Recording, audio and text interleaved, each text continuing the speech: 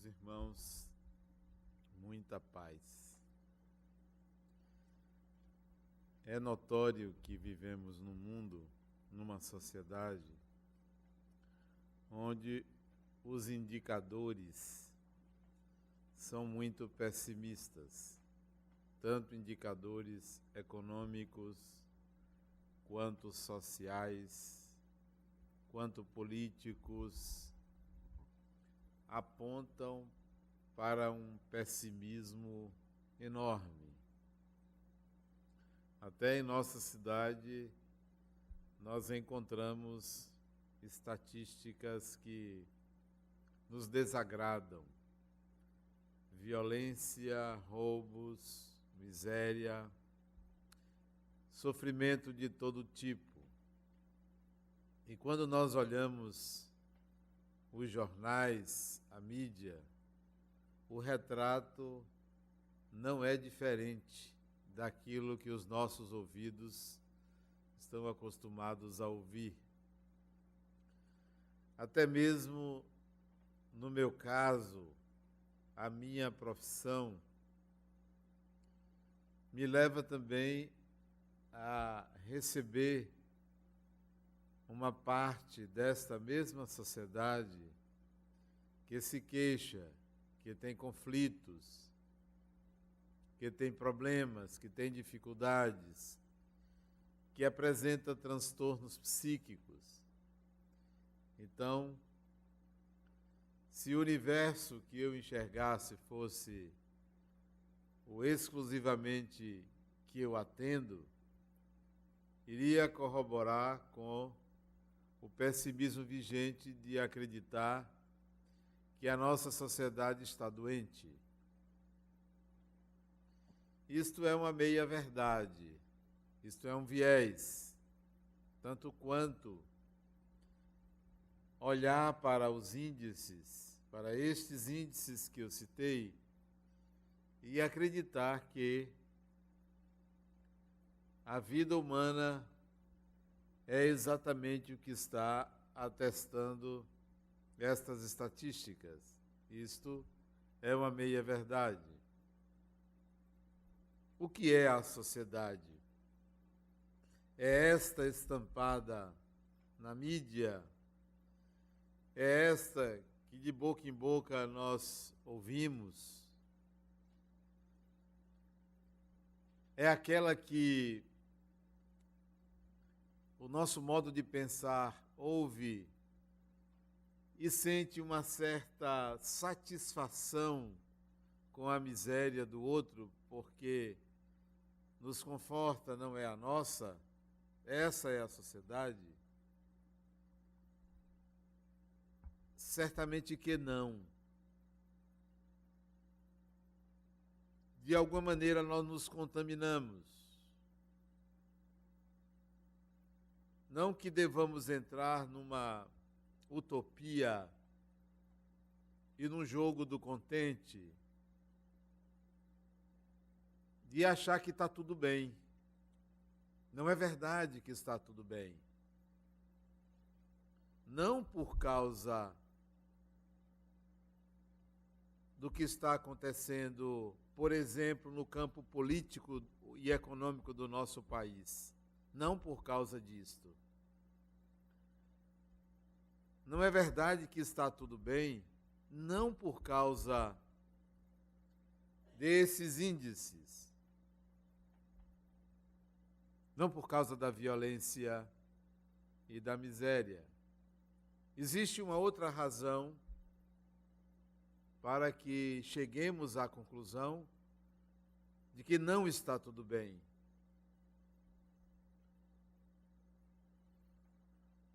Qual seria essa outra razão? Quais as causas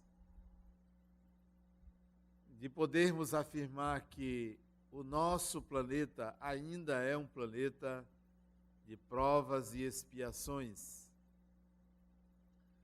Ainda é um planeta um tanto quanto atrasado, em que pese os avanços que existem aqui e ali.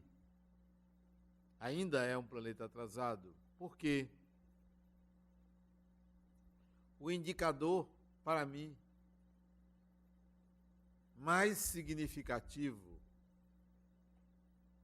e aparentemente pueril para muitos, mas porque desencadeia a grande maioria dos problemas humanos,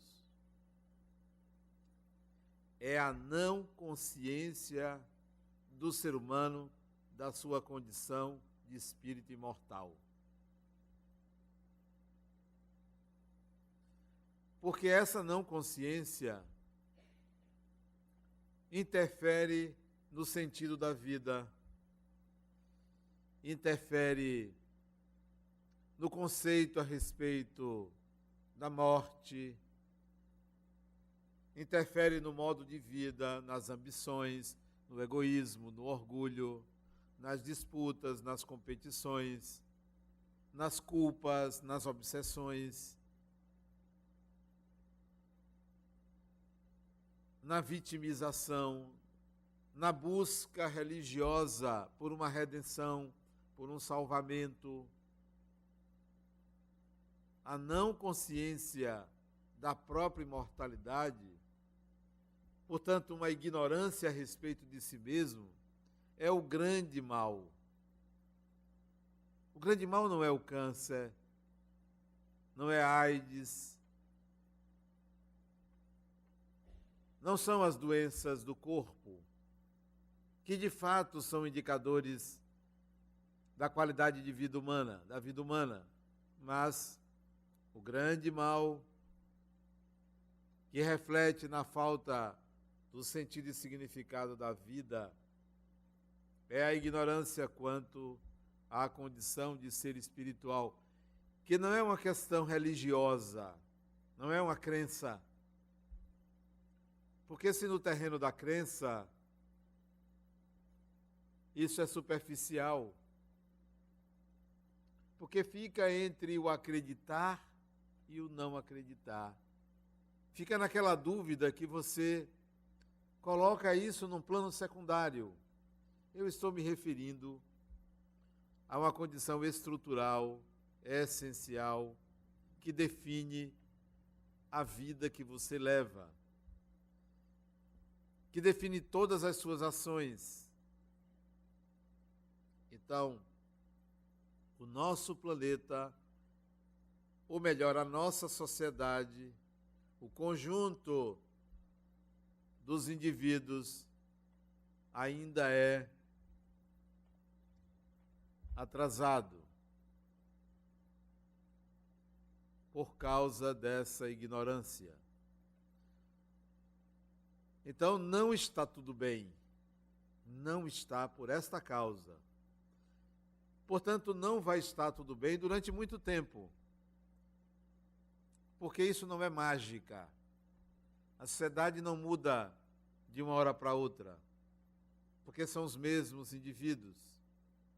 Então, nós vamos passar mais alguns séculos para conquistar 1 milímetro, para avançar um pouco mais, saindo dessa ignorância. Bom, mas somos contaminados por uma visão pessimista, primitiva até, da sociedade por conta desses índices.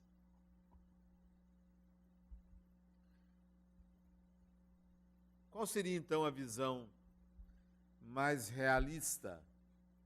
Ao invés de olharmos para a violência em Salvador, poderíamos olhar para outro lado. Ao invés de olharmos tão somente para a corrupção que graça nos meios políticos, podemos olhar para outro lado. Ao invés de olhar para a epidemia da dengue, para o vírus da Zika, nós podemos olhar para outro lado sem abandonar também essa visão realista. Qual é o outro lado? Vamos observar o que aconteceu com a humanidade, até mesmo com o nosso país, nos últimos 100 anos. Será que houve algum avanço? E a que se deve esse avanço? Ou, se quiserem, nos últimos 200 anos, ou talvez nos últimos 60 anos. Vamos aos últimos, então, 60 anos, pós Segunda Guerra Mundial. O que aconteceu com a humanidade, principalmente no Ocidente, mas não foi só no Ocidente. O que aconteceu com a humanidade, de resto com o ser humano?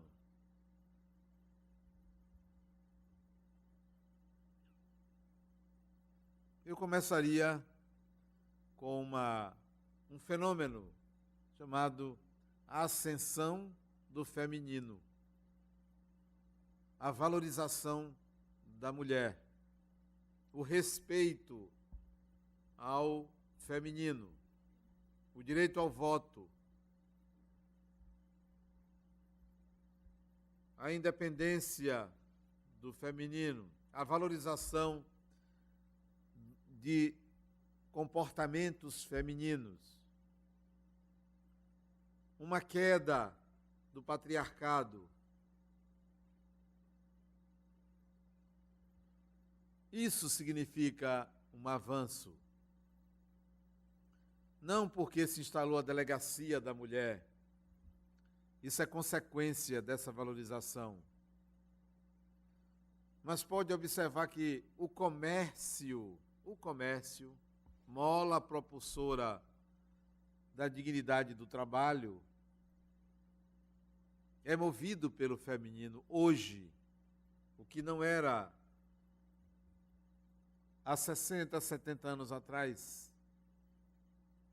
O comércio é movido pela propaganda de valorização do feminino, embora com alguns deslizes, mas há uma crescente valorização do feminino. E é preciso olhar isso na sociedade, porque ela avança nesses indicadores, independentemente dos outros indicadores. Independentemente de uma ação direta de uma pessoa,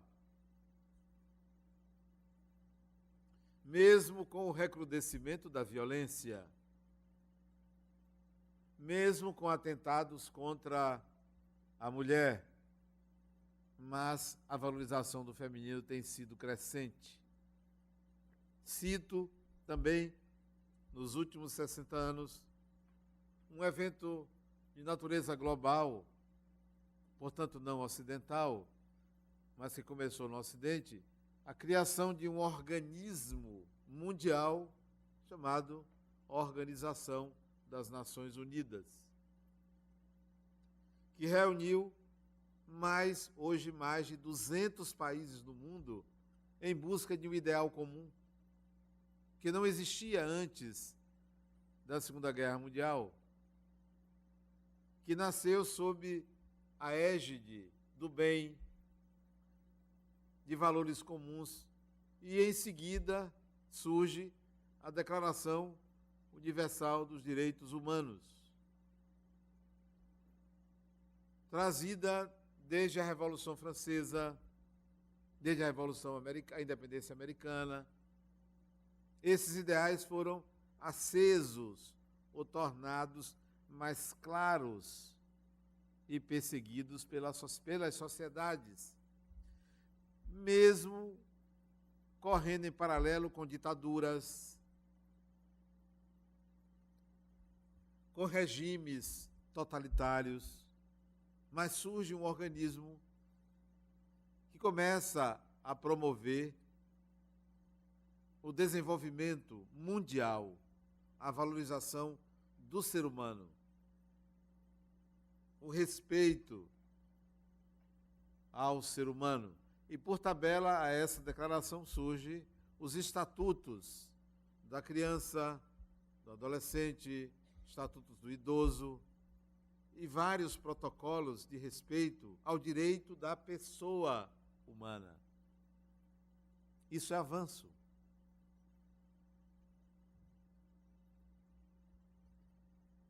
Também como avanço que reflete no IDH, isto é, no Índice de Desenvolvimento Humano, que o nosso país ocupa uma posição, infelizmente, muito inferior,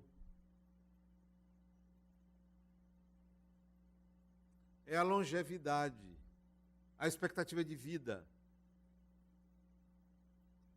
a redução das taxas de mortalidade infantil, o direito do espírito permanecer mais tempo no corpo. Nós ganhamos nos últimos 60 anos, 30 anos a mais de vida no corpo. 30 anos a mais. A expectativa de vida pula, média mundial, de 50 anos para 80 anos, de 40 anos para 70 anos. Nós ganhamos 30 anos a mais. Onde, há 60 anos atrás, uma pessoa de 50 anos era uma pessoa idosa, era uma pessoa velha.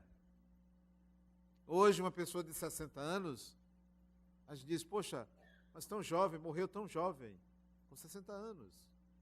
Nós ganhamos 30 anos a mais na encarnação média mundial. Para quê? Para que o espírito ganhou mais 30 anos no corpo? Talvez para mostrar que a vida no corpo não é um degredo. A vida no corpo não é uma prisão.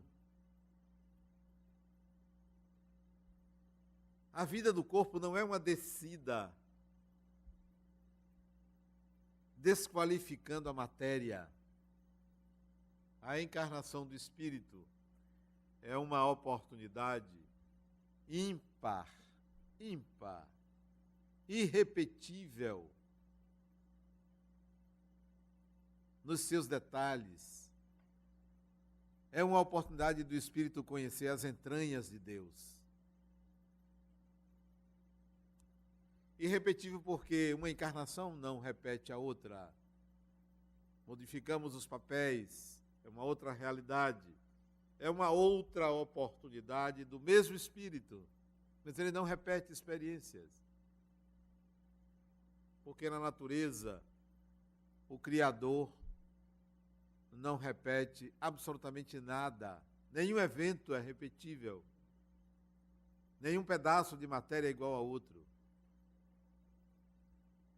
Então, ganhamos 30 anos de contato com essa matéria para conhecermos melhor as propostas do Criador,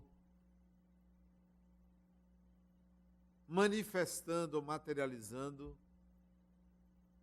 a nossa individualidade através de um corpo, através de um ego, tendo uma identidade, uma oportunidade de mostrar uma parte do que é o espírito.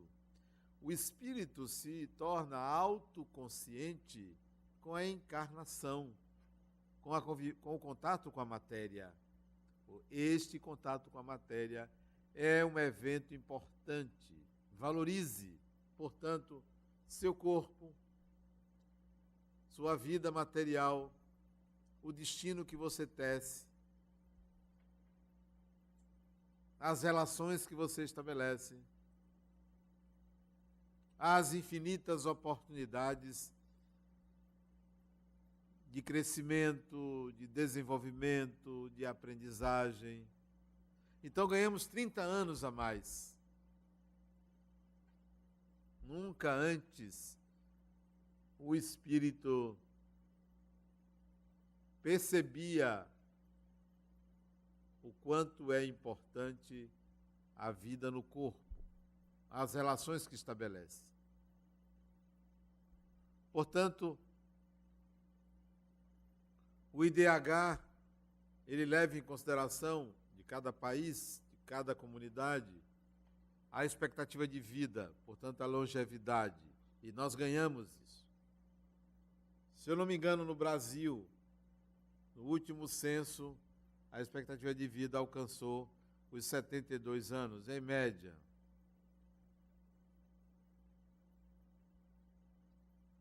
Então vocês podem observar quantas pessoas estão desencarnando naturalmente acima de 90 anos. Eu não sei se é muita vantagem, mas há um aumento na expectativa de vida. Não sei se é muita vantagem porque a sociedade relega muito o idoso a um papel secundário. E o próprio idoso se desvaloriza na sociedade porque ele se isola. Ele ainda não percebeu o valor que tem na sociedade. Esse valor é todo o manancial de conhecimento que ele possui não pode ser jogado fora numa aposentadoria, sentado no banco de uma praça, olhando a vida passar.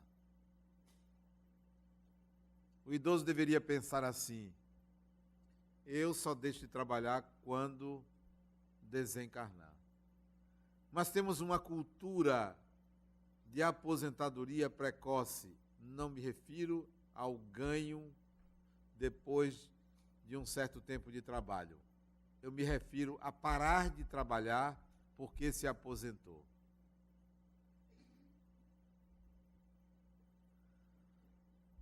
É possível também notar o avanço dessa sociedade e das pessoas, portanto, que é reflexo, ao observarmos o surgimento ou a descoberta de tantas vacinas, tantos remédios, remédios para tudo. Para tudo tem um remédio. As doenças estão indo embora, são poucas, estão diminuindo. Estão diminuindo que foi preciso um mosquitinho para assustar a população cuidar da falta de educação quanto à higiene. Foi preciso um mosquitinho para dizer: olha, você precisa cuidar da sua casa, arrumar, limpar. Foi preciso um mosquito. Assustou todo mundo. Eu espero que a gente não precise mais do mosquito para cuidar do meio ambiente, ou do ambiente que nos cerca. Então, da Segunda Guerra Mundial para cá, muitas vacinas surgiram, muitas medicações. Imagine que um pouco antes as operações eram sem anestesia. Imagine. Que coisa maravilhosa a descoberta da anestesia. Que coisa maravilhosa. Que até quando você vai extrair um dente, você usa anestesia. Antes era no facão, era no alicate, era na serra. Por isso que vocês podem ver nos filmes de cowboy americano, o sujeito ia ser operado para tirar uma bala, tomava um uísque para se anestesiar, se entorpecer para desmaiar. Então veja o avanço, o progresso, que aparentemente sem muito valor, mas isso representa uma libertação para o espírito.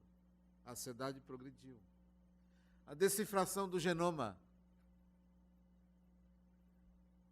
a decifração do DNA, a cadeia de DNA que mapeia o corpo humano e pode antecipar uma série de doenças, contribuindo para a saúde, a felicidade do ser humano.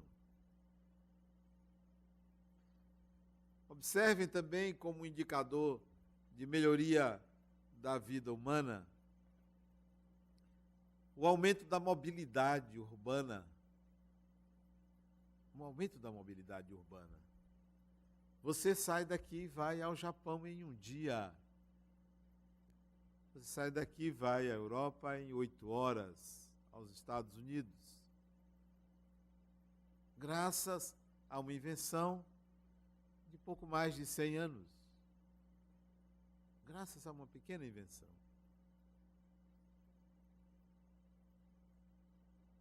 estamos com mais tempo, porque os deslocamentos estão sendo menores. Mesmo numa cidade sem planejamento urbano como Salvador, nós temos grande mobilidade.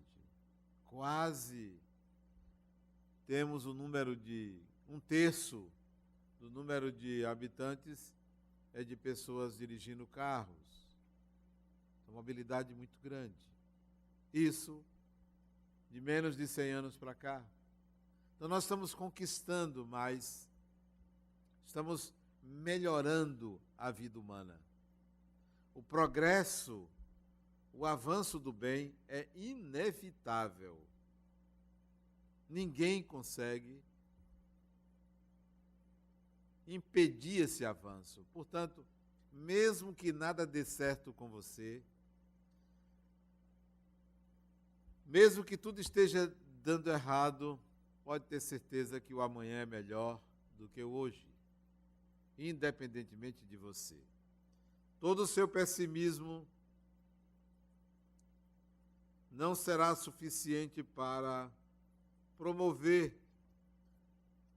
sua destruição, porque o destino humano, como dizia o filósofo dinamarquês Søren Kierkegaard, o ser humano foi feito para a felicidade. Então, por mais confuso ou confusa que você esteja, a felicidade lhe espera amanhã, daqui a 10 anos, daqui a 100 anos ou daqui a 1000 anos. Não tem jeito para você, você vai ser feliz. Não tem jeito, não tem saída, não tem alternativa. Isso é um certo alento. A questão é quanto tempo você fica nesse vai e vem, nessa vida urobórica. Urobórica quer dizer nessa vida circular, sempre batendo a cabeça, vivendo processos que de alguma forma se repetem, trazendo sofrimento. É quando é que você vai sair dessa roda viva? Então, a felicidade é algo que vem ali, mas que você precisa dar alguns passos, ter alguma iniciativa para mudar o script.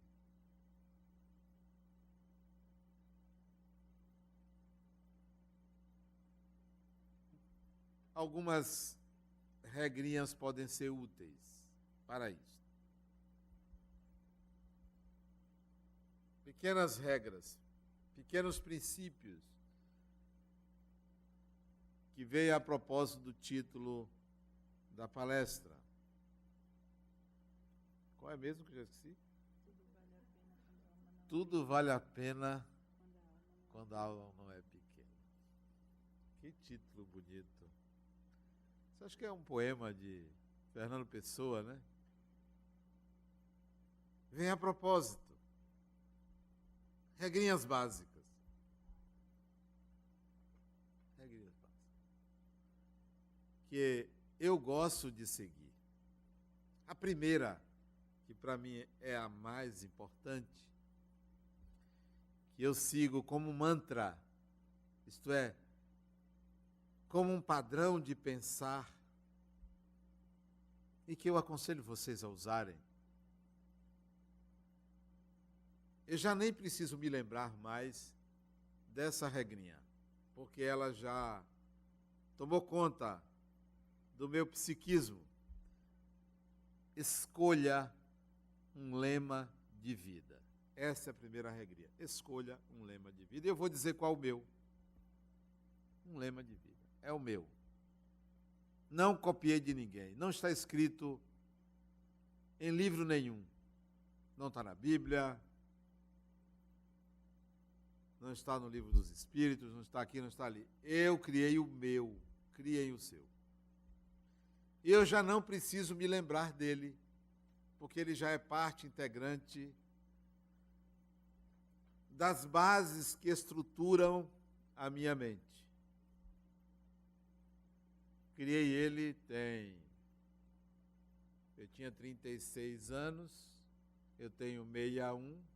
61 menos 36 dá quantos anos? 25, não é? 25.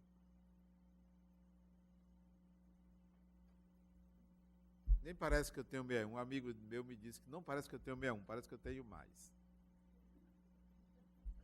Há 25 anos atrás eu criei esse lema. E é a minha primeira regra.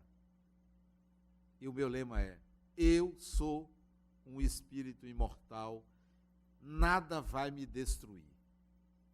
Ponto final. Eu sou um espírito imortal, nada, absolutamente nada vai me destruir. Esse é o meu lema. Regrinha básica, simples, fundamental para o enfrentamento de qualquer situação. Qualquer uma. Doença, qualquer uma. Outro dia eu tive um AVC. Paralisou metade do meu corpo. Passei 5 dias numa UTI. Não precisei evocar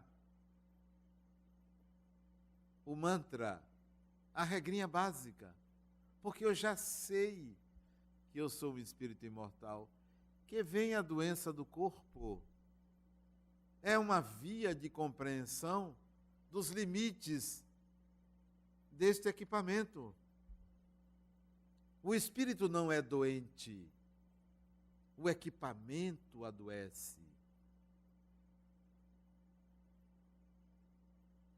Se você tem uma doença, pense assim: esta é a doença do meu corpo, porque eu não sou doente. O espírito não é doente. Se há uma doença do espírito, essa doença se chama ignorância. Só essa doença. Meu corpo está doente, meu corpo tem uma doença, que é uma via de compreensão dos meus limites. É apenas isso. Então, o lema, a regrinha básica é esta: use.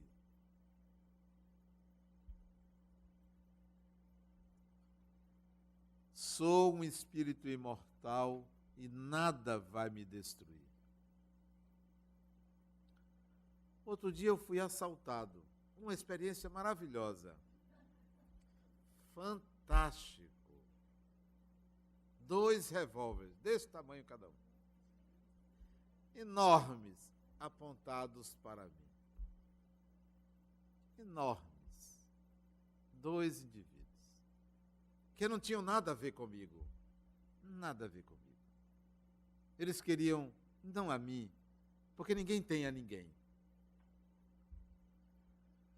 Eles queriam objetos, coisas que não me pertencem, apenas as administro. E eu dei. Depois que eu dei as costas para eles e fui embora. Sou um espírito imortal e nada vai me destruir. Vocês podem pensar assim: foi pensada a reação? Não. Nunca imaginei. Deveria ter feito como se é um ato automático. Não tem o que deveria fazer. É o que a alma pede. Poderia ter desencarnado? Poderia. Teria alguém aqui falando em meu lugar?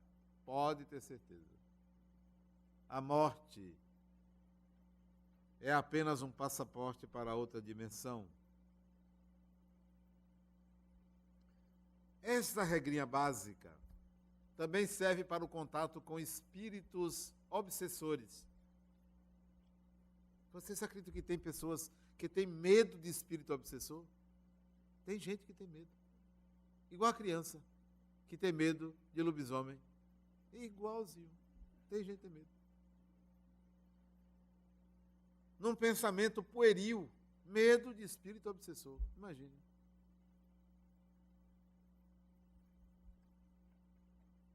Nada vai lhe destruir, absolutamente nada. A integridade do seu ser é patrimônio do Criador da vida. É patrimônio de Deus, a integridade do seu ser.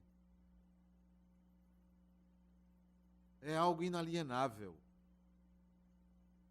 Então, essa regrinha simples tem consequências para toda a vida. A outra me liga de São Paulo, de Campinas. Adenauer, fulana morreu. Eu disse, que bom. Que bom. Que bom como? Não é bom para ela. As pessoas morrem, fulana. As pessoas morrem. Um dia a humanidade vai encarar a morte como alguém que pare um filho. Que coisa mais bonita existe do que uma mulher grávida? Acho que não tem. É uma coisa lindíssima. E quando nasce uma criança, que coisa maravilhosa.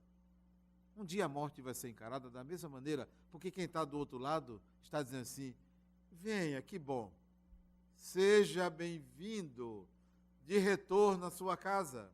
Um dia nós vamos encarar dessa forma. Ah, mas você não precisa dizer, isso foi a irmã dela que me ligou. Você não precisa dizer que bom que Esmeralda, o nome da desencarnada, naquele dia era Esmeralda. Não precisa dizer que bom que ela faleceu.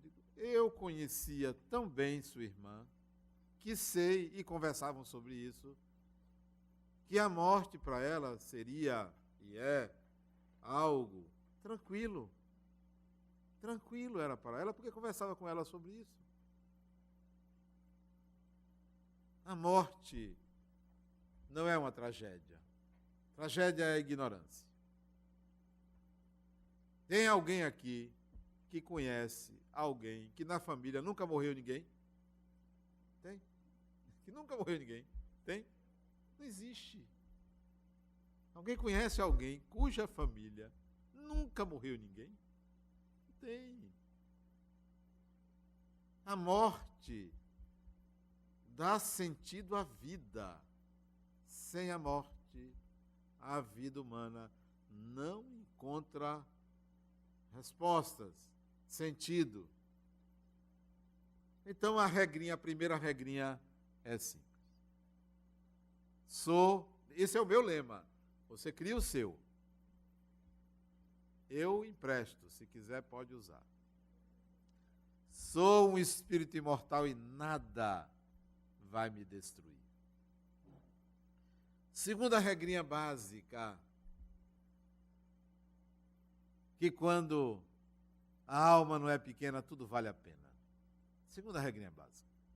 E que eu acho de uma aplicabilidade fantástica, porque elimina frustrações, retira ansiedades, reduz julgamentos, cobranças. E regrinha esta? Simples, que eu sigo também, mais ou menos desde a mesma época, 25 anos atrás. Diz assim a regrinha: não quero nada que você não tenha, não possa ou não queira me dar. Nem educação. Porque se você não tem, não há por que eu exigir que você me dê. Nada quero de você que você não queira me dar, que você não possa me dar, que você não tenha para me dar. Nada.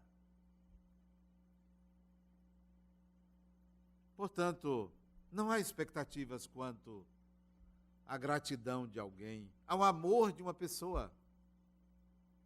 Amar alguém não deveria exigir reciprocidade. Deveria ser um sentimento de mão única, mas a gente exige mão dupla. Você me ama? Nós amamos mais o amor do outro do que o outro. Ao invés de amar a pessoa, amamos o amor da pessoa. Portanto, isso é uma cobrança. E chamamos isso de amor. Até que horas eu tenho? Acabou? Tá. Ainda teria mais 1 hora para falar, mas... Não queira do outro que o outro não tem para lhe dar. Não, deveria até lhe dar. Eu emprestei dinheiro a uma pessoa e ele me evitava. Quando chegou na data do pagamento, ele me evitava. Eu digo, esse eu perdi. Não deveria ter emprestado. Próxima vez, se me pedir, eu dou. Você me pediu recentemente, um irmão meu pediu R$1.000 emprestar. Não empresto, eu vou lhe dar. Opa, você vai me dar? Vou lhe dar R$100. Vou lhe dar. Não se preocupe em me pagar, porque esse é o meu limite de perder. Não cobre, não julgue. O outro não tem para lhe dar. A dívida mora com o devedor, não com o credor. A dívida mora com o devedor. Se você deve, problema seu. Não é do seu credor, é seu. Se você me deve e não me pagar, a vida me devolve. Se me pertence, a vida me devolve. Se você não der. Então a segunda regrinha é: nada queira do outro que ele não tenha, não possa lhe dar ou não queira lhe dar. É claro que cabe uma certa indignação, mas não uma mágoa nem uma revolta.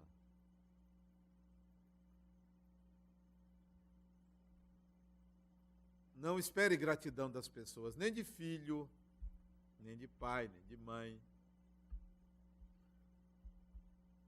Você já pensou se nós agíssemos com os outros em termos de gratidão, como agimos com Deus? Quem aqui é grato a Deus?